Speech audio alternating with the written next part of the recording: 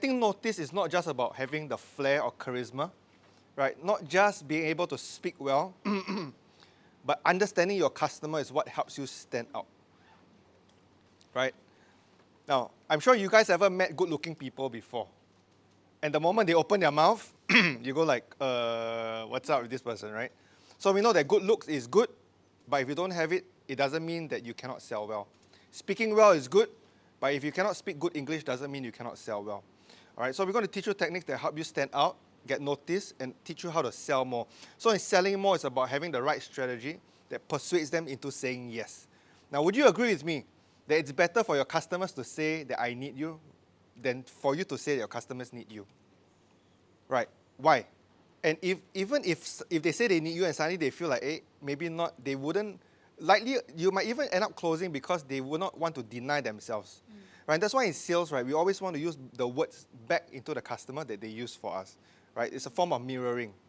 Right? We use back the words the customer gives us so that there's no area of denial because it's their own words. Now that you guys have this in mind, right, we're going to start to build your presentation, okay? Right, so the first thing we're going to be talking about is position, all right?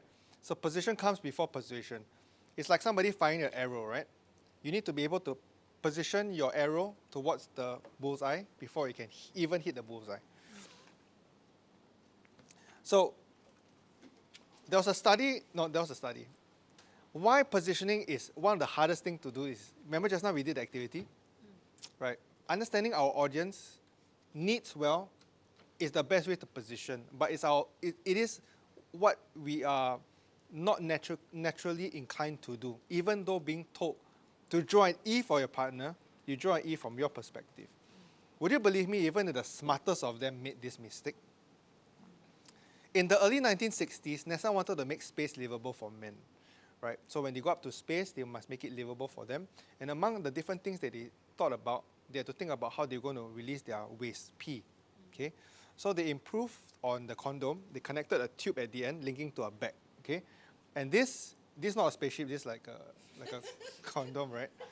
Okay, so imagine that a tube is connected to the tip into a bag. Okay? Now, they created this in 3 different sizes: small, medium, and large. Okay? Then they went to all the astronauts and say, guys, we want you to try the size that fits you best. Everybody will choose L. What size do you think the astronauts chose? L. L? 1? L? Jimmy, what do you think? Medium. Medium? Okay. Carol, what do you think? L? Okay. So those of you who chose L, you're correct, because their ego will not allow them to choose anything smaller than large. Now, imagine that this was a presentation, right?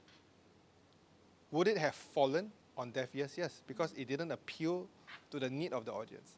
And so what NASA did, right, was when they discovered this, they relabeled their packages. They didn't change anything. They relabeled it to L, XL, XXL. This time, the responses were accurate. Okay? So if NASA could make this mistake, how much more us? Okay, so relatability is a high importance when it comes to our audience.